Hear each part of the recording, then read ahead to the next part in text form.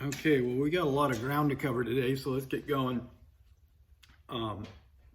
The I did the wraps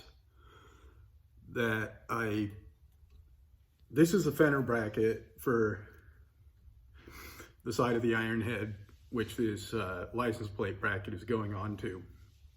So I get so flipped out doing videos because I'm used to being on Instagram where you're stuck with 1 minute. And so you have to go, and try and get all the information in that you can in a short amount of time. It's just unusual for me.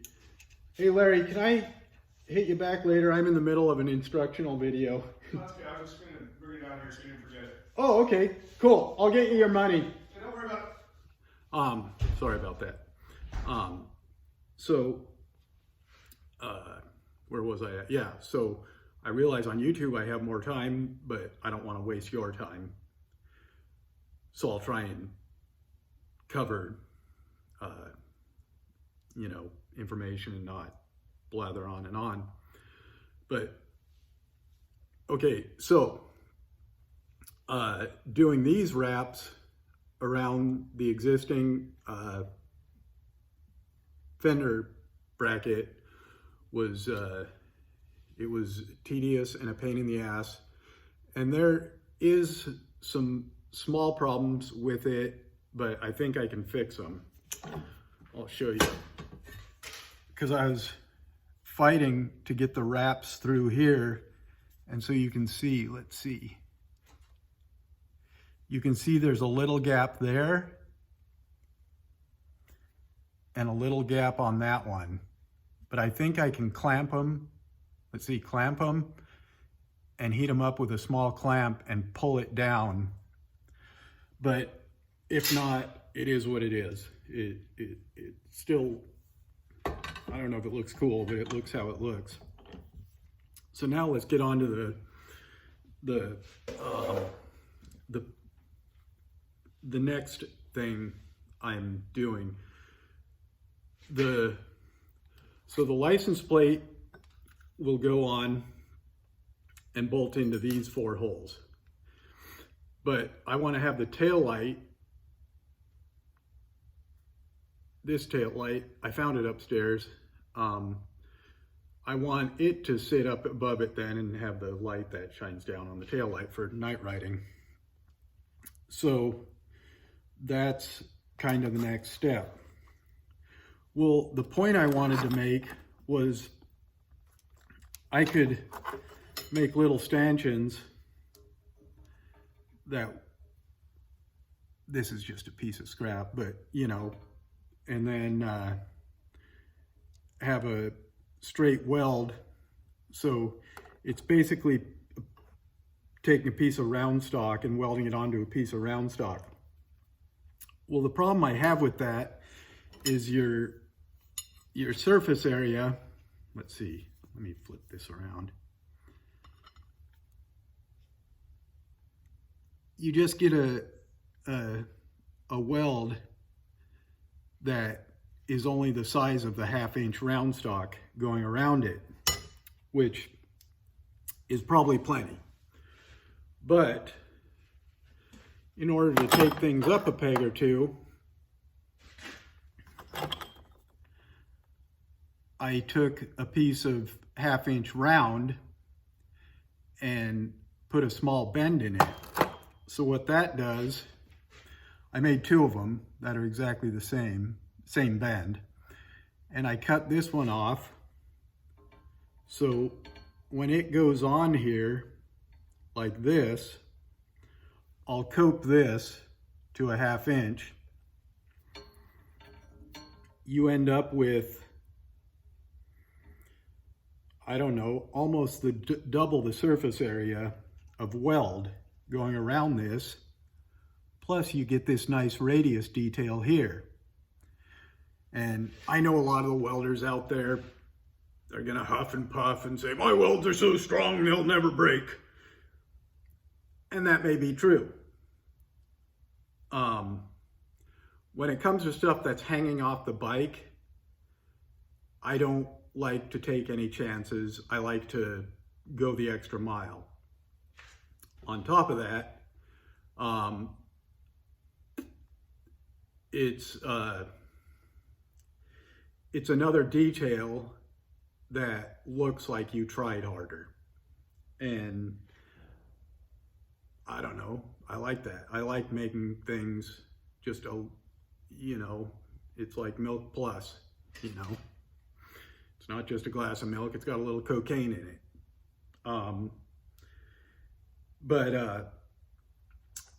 So I'll get both of these coped and welded in place. Then I machine these little slugs, which will, go on the end of it. I mean, I'll have to cut this down to where it looks right, then cope that and weld these in. And then the tail light housing will just bolt right to that. You don't want to have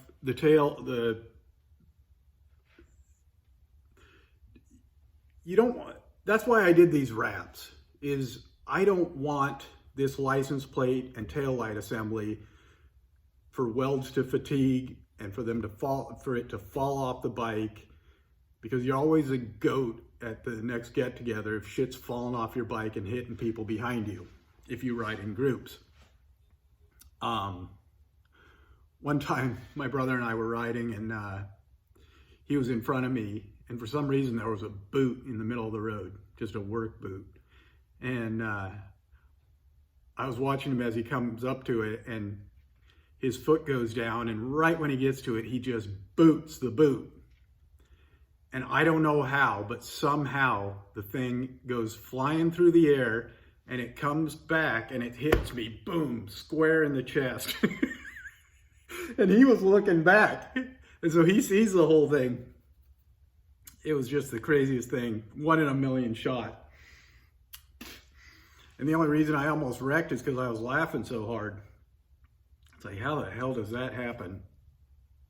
So anyway, this is the next phase. I've been working on the bike, and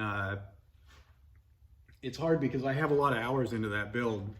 I mean, even though I've just been monkeying around on it and it's just a worthless bike, I think there's probably somewhere in the neighborhood of 20, there'll be like 26 different pieces just to this fender bracket. Each piece probably represents at least an hour, if not more, because if you look at this thing, I don't know, it's kind of hard to tell, but all of these are sweeps. They're not straight lines. So I ran them through a roller to get them to be just a slight radius. Well, then they turn in and go towards the fender, and I wanted to maintain that line going through so it doesn't look like it's skewed at all. And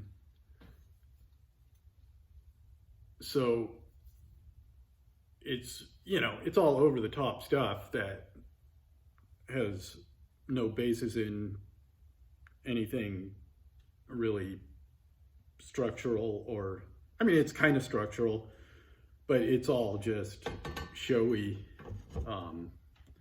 stuff. But that's what's fun about building choppers or whatever. I mean, if you want the most sensible bike in the world, buy a Goldwing or whatever. But if you want to have fun with motorcycles and hone your skills fabricating, and I don't build, I build some choppers, but the one, probably the biggest focus in my life is racing, at the Bonneville salt flats. And so So when you're building race bikes, it's you know, you want it to look good, but it's definitely you're trying to achieve, you know, something, world records or what have you. I like racing at I like the whole experience of racing at the Bonneville Salt Flats, for the camaraderie and the, you know, shade tree mechanics that are building stuff to go fast, because it's not a real sponsored event. You know, I mean, there's not a lot of big money there. There's some, not much. It's not like NASCAR. So it's just a bunch of yokels like me, you know, just out there trying to go fast. And so you want the respect of your peers, you know, you want them to look at it and go, holy shit, that's some nice work you guys did. But anyway, so choppers, or, you know, just custom bikes in general, it's fun to have a little bit of an outlet, because I work in construction all day, and so basically I pack lumber all day, pack heavy objects all day and nail them together. So when I get off work, it's nice to just come here and decompress and make things. And